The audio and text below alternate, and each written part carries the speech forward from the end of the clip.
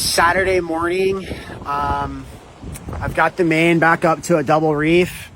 I discovered it was ripped on Thursday. I got it down Thursday afternoon, worked on it a lot on Friday, and had it back up to a triple reef yesterday.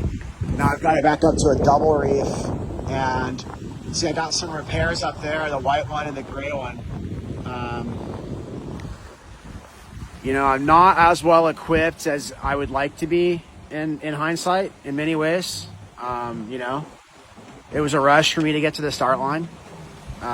We were working on the boat every day, and there's some problems to be dealt with that I'm not as well prepared to deal with as I would really ideally like. But what I've done is I stitched the ripped parts back together doing the zigzag stitch, and then I did some hydronet cloth that I cut off of this staysail right here, this old staysail. I cannibalized this old staysail for some hydronet cloth. I glued that down with some Sikaflex, and then I just stitched it to the sail, as well as I stitched up the rip part in the sail. And then on the right here, I've got I stitched the sail there, and then I had one strip of this Cuban fiber material, so I stuck that on there. I stitched that down to the sail, and then I put down some sticky back on both sides, and I stitched that to the sail as well. So, I mean, they're not pretty, they're not pretty repairs, but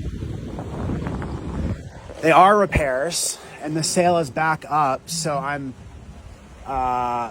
really babying the main and kind of cautiously getting the boat back up to speed.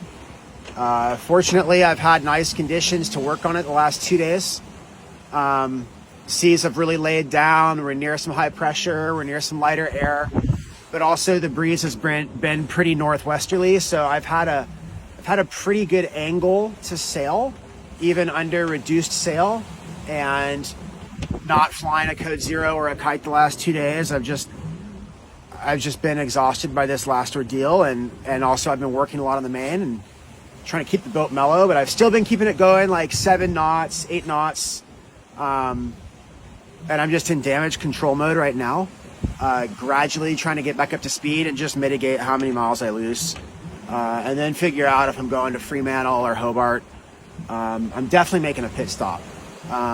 And it's not just the mainsail issues that I'm having, but I've been on my backup autopilot since day one, and there's a number of other issues that I've been dealing with, for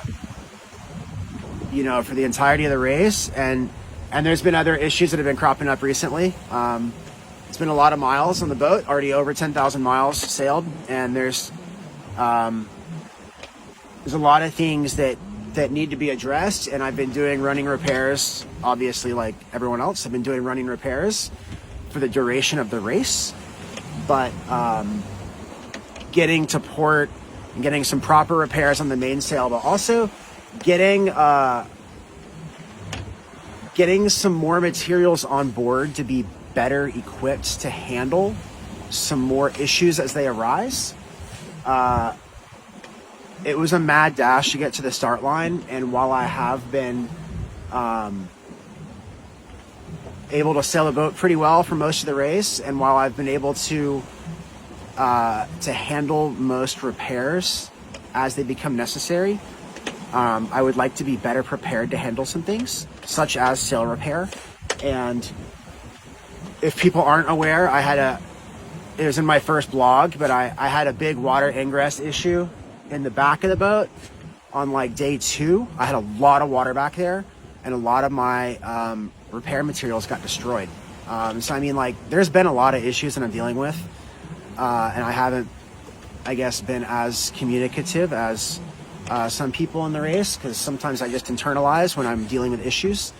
But definitely, I think a pit stop is in the cards. So right now I'm just trying to cautiously make good decisions and try to get the boat down the track day by day and see where we end up. So